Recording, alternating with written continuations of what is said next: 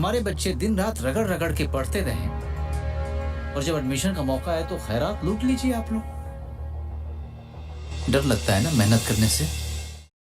A billionaire once said, if you're born poor, that is not your fault. But if you die poor, that is your mistake. Everywhere around us, we see this idea that hard work is the clearest way to achieve financial success.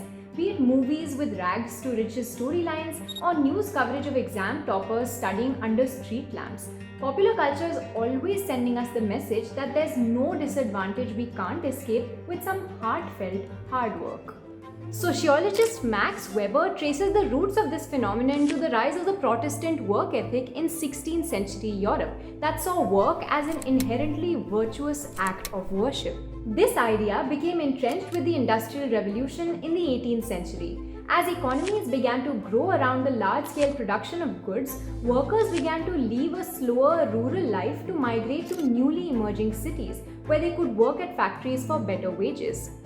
This system dangled a promise to this new urban workforce that hard work, even in the face of grueling hours and inhuman conditions, leads to financial rewards and prosperity. On the other side of the world, in 19th century colonial India, in a bid to recruit the greatest Indian talent, the British introduced standardized exams for administrative services.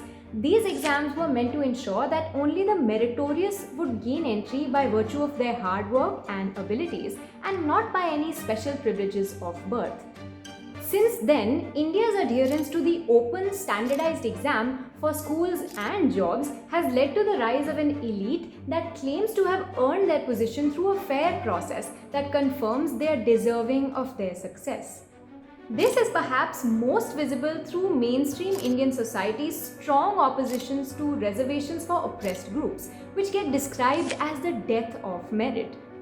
But what's wrong with this idea? This whole idea that hard work equals success is based on one important assumption, that we live in a meritocracy where winners get ahead because of their inherent skills or determination.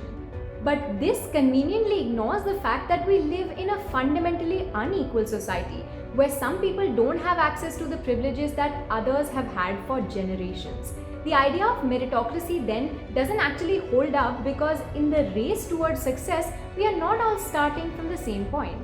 Does hard work equal success for the people who are already advantaged? Yes, much of the time it does. Because that advantage guarantees the kind of resources and access that can help build the talent required to excel in any field. On the flip side, we are made to believe that if you haven't achieved success, it must be because you're lazy. So failure is framed as an individual shortcoming rather than a result of deep social inequalities. But here's the thing, no matter how hard some people may work, all their efforts still never lead to success because turns out hard work is not all you need to make it in life.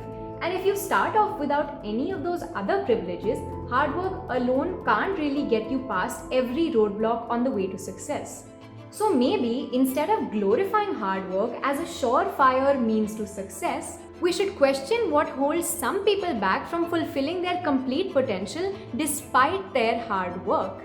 It's time we ask ourselves what it really means to build an equal society where every individual is able to pursue success irrespective of where they come from. That's it for our latest video in the Overthinking It series. If you enjoy overthinking with us, please don't forget to like, share, subscribe to the Swaddle, and don't forget to hit that bell icon so you stay updated.